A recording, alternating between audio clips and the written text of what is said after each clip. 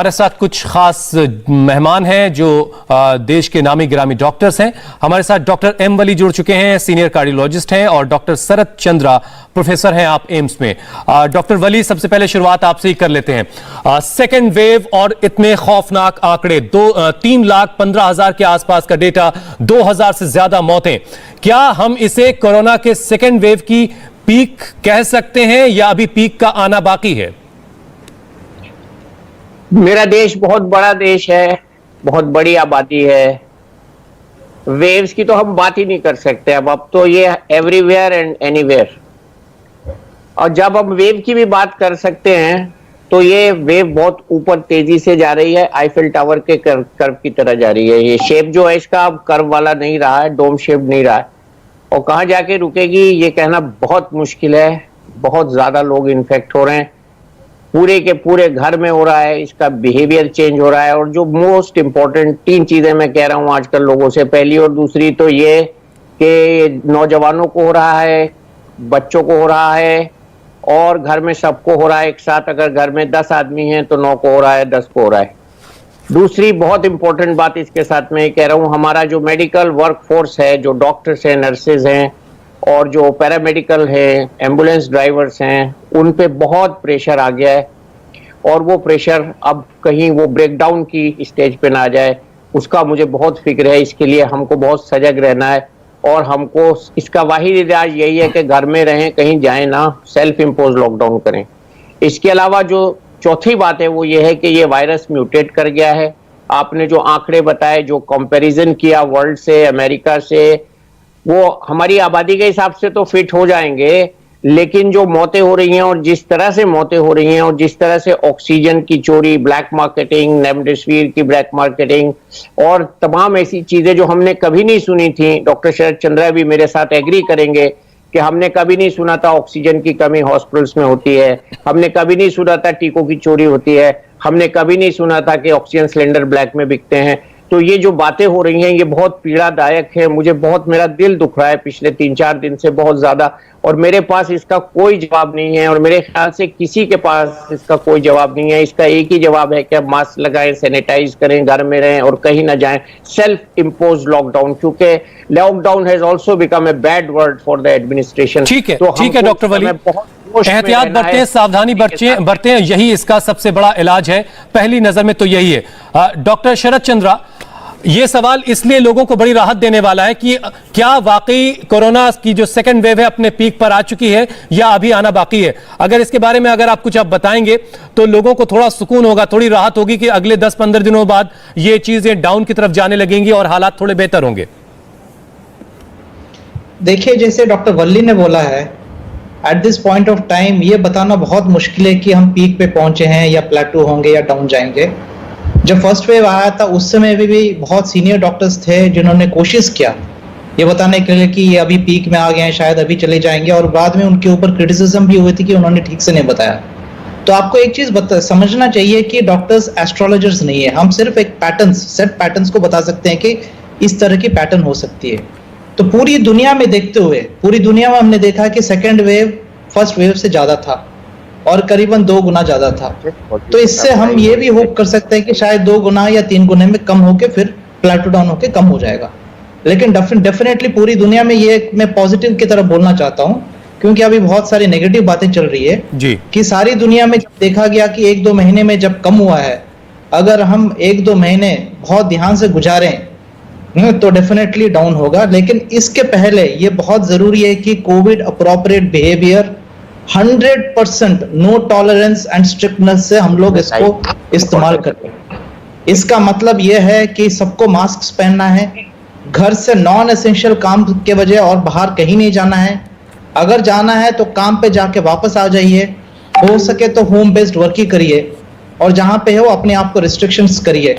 घर में भी मेरा ये सजेशन है कि अगर कोई आदमी है जो हर रोज बाहर जाके आ रहा है तो वो एक अलग कमरे में रहे, ताकि आप एक माइक्रो बैरियर्स भी क्रिएट करें अपने घर में, क्योंकि ये टाइम है जब हमें फुल प्रिकॉशंस लेने की जरूरत है। ठीक बात है। और मेरी ये भी है कि लोग जितना जल्दी हो अपने आप को वैक्सीनेशन ले ले, क्योंकि वैक्सीनेशन शायद कोविड को 80% प्रोटेक्शन दे, लेकिन सिवियर डिजीज को ऑलमोस्ट 100% प्रोटेक्शन देता है।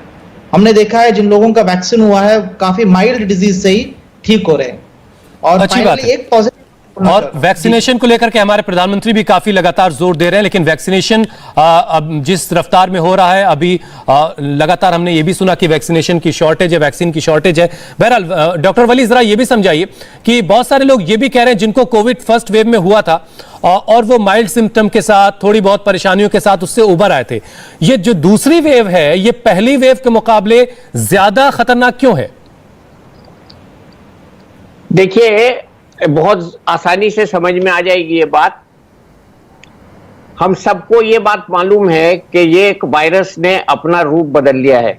ये एक बहरूपिया वायरस है आसान भाषा में, जिसको हम मेडिकली म्यूटेशन कहते हैं, और म्यूटेशन प्रूवन है। मैं कोई हवा में नहीं बात कर रहा हूं। B1617 का म्यूटेशन, जिसको आजकल हम लोग इंडियन वर्जन भी कहने लगे, थर्ड म्यूटेशन, ट्रिपल म्यूटेशन, और हमने E484Q और L4542 दो म्यूटेशन हमने बिल्कुल प्रूव करके अक्टूबर के आसपास बता दिया था कि ये म्यूटेशन हो रहा है। गवर्नमेंट ने इस पे एक कमेटी बनाई थी, इंसाकॉक जिसको कहते हैं, और वो इसके जेनेटिक यानी कि जीनोमिक म्यूटेशंस को स्टडी कर रही है, और वो बहुत जिम्मेदारी से अपना काम करेगी। बीच में चूंकि कोरोना कम हो गया था, 400 केस रह गए थे, आपने देखा होगा दिल्ली में, तो उसमें कुछ थोड़ी सी सुस्ती आई थी। लेकिन मुझे उम्मीद है कि अब हम इसका जैसे जैसे ये रूप बदल रहा है, हम इसके पीछे भागेंगे और उसको पकड़ के रखेंगे। दूसरी, इसमें जो ज्यादा केसेस होने की वजह है, जैसे मैंने अभी बताया, एडल्ट्स में, बच्चों में ये म्यूटेटेड वायरस हमला कर रहा है, और इसने अपने सिम्टम भी बदल दिए हैं। जैसे कि बच्चों में मल्टी ऑर्गन सिंड्रोम जैसे होता है, उसको हम MIS-C कहते हैं, वो, और पता नहीं लगता जल्दी बच्चे में कब कोरोना हो गया। तो इसमें इंपॉर्टेंट बात यह है कि जिन माँ बाप को, छोटे यंग माँ बाप को 20 to 40, 45 की एज में कोरोना है, वो अपने बच्चों को दूर रखें और खुद घर में डबल मास्क लगा के रहें। बच्चे को नहीं जाना चाहिए, क्योंकि उसका इलाज भी हमको ठीक से मालूम नहीं है। जो दवाएं बड़ों को दे रहे हैं वो बच्चों को नहीं दे सकते, और बच्चों में कब हो रहा है, कैसे हो रहा है, तो ये बहुत जरूरी है। इसको पहचानना माँ बाप के लिए जरूरी है, क्योंकि डॉक्टर के पास तो वो जब ही ले जाएंगे जब उनको डाउट होगा कि बच्चे को कोरोना हो गया है। तो बच्चे को अगर दस्त आए, पेट में दर्द हो, उल्टी करे, या हल्का 100.4 इसमें ऑन एन एवरेज बुखार डिस्क्राइब किया गया है, तो इस तरह के अगर सिम्टम्स हो और आपको घर में या किसी को आने वाले को कोरोना हुआ हो, तो उसमें अपने बच्चे की जरूर हिफाजत करें। छोटी सी जान होती है, कितनी मजबूत होती है हमको नहीं पता। और दूसरी, मैं एक बात बहुत विनती कर रहा हूं लोगों से, अपने घरों में ऑक्सीजन मत स्टोर करिए प्लीज। ऑक्सीजन बॉटल्स को सर्कुलेशन में रहने दीजिए। हमारी ऑक्सीजन तो है जहां, वहां ऑक्सीजन बॉटल्स जो आप दिखा रहे हैं, ये सिलेंडर छोटे वाले जो हैं, ये घरों में लोगों ने खरीद के रख लिए हैं, तो इनको प्लीज आप सर्कुलेशन में रहने दीजिए, नहीं तो एक और बड़ी क्राइसिस आ जाएगी, वो भी नहीं मिलेगी। बिल्कुल, बहुत अच्छी बात की डॉक्टर वली आपने कि अपने घरों में ऑक्सीजन स्टोर ना करें, जरूरत पड़ने पर अस्पताल में आपको उसकी सुविधा जरूर मिलेगी। हमारे साथ एक और खास मेहमान डॉक्टर मनोज कुमार जुड़ चुके हैं, मैक्स हॉस्पिटल के डायरेक्टर हैं। डॉक्टर मनोज, हम अभी बात कर रहे थे, एक तो ये कि पीक कब आएगी, आपका अनुभव क्या कह रहा है? क्या आने वाले वक्त में आप इस कोरोना के वेव को फ्लैट होता देख रहे हैं कुछ वक्त में, 10-15 दिनों में? जी, मुझे लगता है कि जो 3,15,000 केस आ गए हैं और मौत का आंकड़ा भी बहुत बढ़ गया है, और सच पूछे तो मैं ये कहूंगा कि ये मौत का आंकड़ा कुछ कम है, अंडर एस्टिमेटेड है, क्योंकि बहुत सारे लोग जो हैं घरों से बाहर निकल नहीं पा रहे हैं टेस्ट कराने के लिए। बहुत से लोगों की डेथ घर में हो रही है जिनका कोरोना रिपोर्ट भी नहीं उस समय तक मिल पा रहा है। तो ये एक बहुत ही भयावह स्थिति है। बट मेरा ये कहना है कि 3 लाख के आसपास, 3.5 लाख के आसपास का पीक एक एक्सपेक्टेशन था, और मुझे लगता है कि अप्रैल महीने के खत्म होने के बाद थोड़ा सा केस के नंबर्स में कमी आएगी, क्योंकि वायरस को मुझे लगता है कि जो ससेप्टेबल होस्ट है वही कम हो जाएगा, क्योंकि जिस तरह से पॉजिटिविटी रेट दिल्ली में एटलीस्ट 32% तक चली गई है, तो समझिए कि कितना ज्यादा संक्रमण है और इसकी जो प्रिवेलेंस है बहुत ज्यादा है। तो मुझे लगता है कि अगले 10 दिन में पीक आ जाएगा। अगले 10 दिनों में पीक आ जाएगा और उसके बाद थोड़ी राहत हमें महसूस होगी। डॉक्टर शरद चंद्रा, क्या इस दूसरी लहर में, कोरोना के सेकेंड वेव में, कोरोना ने अपने कुछ लक्षणों में भी, उसके सिम्टम्स में कुछ चेंजेस आपने देखे हैं? जी जी, काफी कुछ चेंज हुआ है। जैसे कि अभी फर्स्ट सिम्टम है loss of taste and smell. हमने बहुत सारे पेशेंट्स देखे हैं जो बोलते हैं कि हमारा RT-PCR नेगेटिव है, लेकिन मेरा स्मेल चला गया और मेरा टेस्ट चला गया। हाँ, तो किसी को भी अगर स्मेल एंड टेस्ट चला गया तो ये बहुत ही इंपॉर्टेंट लक्षण है कि वेदर RT-PCR नेगेटिव या पॉजिटिव हो, आप अपने आप को आइसोलेट कर लें। किसी तरह का भी बुखार हो, अगर आरटीपीसीआर नेगेटिव है फिर भी आपको कोरोना ही समझना चाहिए, आपको अपने आप को आइसोलेट करना चाहिए। इसी तरह बहुत सारे नॉन स्पेसिफिक सिम्टम्स भी हैं, बहुत लोगों को दस्त हो रही है, गैस्ट्रोइंटेस्टिनल सिम्टम्स हो रही है, तो अनएक्सप्लेन्ड सिम्टम्स भी अगर आ गए तो हमें आइसोलेशन लेके प्रिकॉशंस लेना चाहिए। अब देखिए इस समय टेस्टिंग का भी काफी प्रेशर है, सो इसीलिए मैं आइसोलेशन के ऊपर ज्यादा इंपॉर्टेंस दे रहा हूं कि लोगों का अगर कुछ सिम्टम्स हुआ आप अपने आप को 10 दिन तक आइसोलेट कर लें। एक हाई रिस्क एक्सपोजर होता है, एक लो रिस्क एक्सपोजर होता है। अगर आप एक अच्छी मास्क पहन के कम से कम 2 गज दूरी मेंटेन करते हैं और किसी से बात करते हैं और उस आदमी को अगर कोरोना भी हो गया तो आप लो रिस्क कैटेगरी में हैं, आपको कोई प्रिकॉशंस लेने की जरूरत नहीं है, वही सेम प्रिकॉशंस आप फॉलो करते रहिए, जैसे मास्क रखना या हाथ धोना है। अगर आपको एक हाई रिस्क एक्सपोजर हुआ, जैसे आपके कोई नजदीक की है, आपने बिना मास्क खाया, उनके साथ बात किया, उनके साथ खाना खाया, तो एक हाई रिस्क एक्सपोजर हो जाता है, तो उस समय आपको 100% क्वारंटीन करना पड़ेगा और जरूरत पड़ेगी तो बाद में टेस्ट करने की भी जरूरत आ सकती है। ठीक है डॉक्टर वली, जैसा कि डॉक्टर शरद कह रहे हैं उसी को थोड़ा सा और उसमें आप कुछ बातें जोड़िए कि अगर किसी में लक्षण कोरोना के हैं और रिपोर्ट उसकी नेगेटिव आ रही है तो उसे क्या क्या और करना चाहिए? ये बड़ा कॉमन कॉम्बिनेशन है, negative report and positive symptoms. और इसमें जो आजकल जैसे डॉक्टर साहब ने कहा, तो डॉक्टर साहब तो बहुत लर्नेड हैं, मैं एक चीज जो लोगों से कह रहा हूं अब कि घर में ही अगर आप अपने बच्चों को अलग अलग रखें और क्लोज्ड रूम में 3 से 4 लोग इकट्ठे ना हो, क्योंकि आपने दिखाया भी होगा और बताया भी होगा कि जो लैंसेट की अभी रिपोर्ट आई है 5-6 दिन पहले, और मैंने तो बहुत पहले कहा था कि ये हाँ यस, वो जो ड्रॉपलेट जो है कोई नाप के तो निकलेंगे नहीं, जब हम खांसेंगे, बोलेंगे, गाएंगे, चिल्लाएंगे, वो ड्रॉपलेट अलग अलग साइज की बनती है, कुछ हवा में तैरेगी, कुछ नीचे गिरेगी, कुछ बीच में रह जाएंगी। तो ये कहना कि ये सिर्फ सरफेस से होगा, ये बिल्कुल गलत है। शुरू से ही मैं कह रहा हूं, ये बात मैंने नहीं मानी थी। उसके बाद भी 36 scientist have written to WHO in June और जुलाई। अभी ये जो हमने रिवाइज किया है ये बात को कि ये एयरबॉर्न हो गया है, तो ये अच्छी बात है, हमको ये पता लग गया है कि एयरबॉर्न हो गया है। तो हवा में है, एक कॉमन मैन के लिए उसको हम ये कह सकते हैं, भैया हवा में वायरस है, हवा में वायरस है, इसलिए अपनी नाक को कवर्ड रखो, घर से बाहर मत निकलो। लेकिन साइंटिफिकली इसका मतलब यह है कि जब ड्रॉपलेट निकलती हैं तो 3 घंटे या इससे थोड़ा ज्यादा या थोड़ा कम वो एयरबॉर्न रहती हैं, और उस पीरियड में अगर हम उस आदमी के करीब आ गए और डिस्टेंस नहीं मेंटेन किया तो हमको तुरंत इन्फेक्शन, और ऐसे ही आजकल हो रहा है ये इन्फेक्शन। तो इसलिए हमको मास्क कभी नहीं उतारना है। ये अगर ऐसा हो रहा है तो बहुत खतरनाक बात है, फिर सिचुएशन और खराब और खतरनाक हो सकती है। क्योंकि लैंसेट की रिपोर्ट को लेकर के जो हमने पहले बात की थी डॉक्टर वली, उसमें ये कहा गया, डॉक्टर्स ने, आप जैसे सीनियर डॉक्टर्स ने कहा कि ये कुछ डॉक्टरों के पैनल का कमेंट है, ये रिसर्च नहीं है, ये 100% ये बात नहीं है। ये समझ में आने वाली बात है साहब।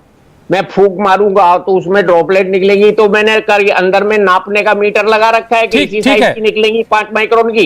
नहीं, आप इसमें इख्तलाफ नहीं है मुझे, क्योंकि जो बातें आई थी ICMR और WHO ने वेट किया था उसको, वो नहीं एग्री करे थे। लेकिन इस वक्त जो सिचुएशन है उसके हिसाब से हमको अपना प्रोटेक्शन करना है। बिल्कुल सही बात है। लैंसेट पे हम इंडिया नहीं डिपेंड करेगा। इंडिया में तो चरक और सुसुत हुए हैं, हमने लैंसेट वालों को डॉक्टरी पढ़ाई है, हम ऐसा नहीं कह सकते। हमको यह कहना है कि अपना बचाव करो, अदृश्य दुश्मन से अपना बचाव करने के लिए मास्क पहनना 100% जरूरी है। बिल्कुल बिल्कुल बिल्कुल, कोई इख्तिलाफ हो ही नहीं सकता।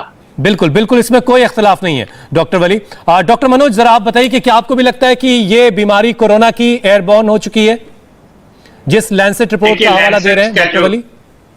देखिए, लैंसेट की जो स्टडी है उस पर बिलीव करना चाहिए।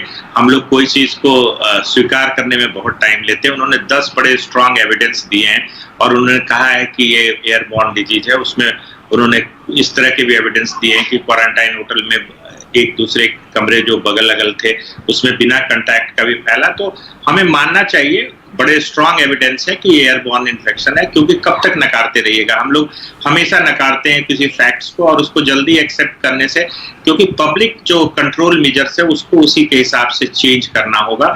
और मुझे लगता है कि एयरबॉर्न इन्फेक्शन का जो डाटा आया है SARS-CoV-2 के लिए लैंसेट में, वो रिलायबल है, उसको मानना चाहिए। इसी पर जरा डॉक्टर शरद की राय ले लेते हैं। डॉक्टर शरद, आपकी क्या राय है लैंसेट की इस रिपोर्ट पर? जी, जब से मैं एक और अप्रोच लेना चाहता हूं। जब से ये डिजीज डिक्लेयर हुआ था बहुत लोगों को शक था कि ये टच से भी जा सकता है, जैसे फोमाइट ट्रांसमिशन है, और एयरबॉर्न से भी हो सकता है। और उस समय ज़्यादा कुछ स्टडीज नहीं थी, हम लोग इस डिजीज़ को स्टडी कर रहे थे, क्योंकि जब भी कोई नया बीमारी आती है तो हमें इमीडिएटली पता नहीं चलता कि क्या कारण है। कुछ लोग एक समय पे सोच रहे थे शायद ये जानवरों से भी हो सकता है, तो बहुत सारे अननोन फैक्टर्स होते हैं। तो लेकिन उस समय में भी बहुत सारे पब्लिक ऑर्गेनाइजेशंस या जो भी पब्लिक प्लेसेस हैं वहां पर भी रिकमेंड किया था कि आप एयर कंडीशनर्स को कंप्लीटली मॉडिफाई करिए।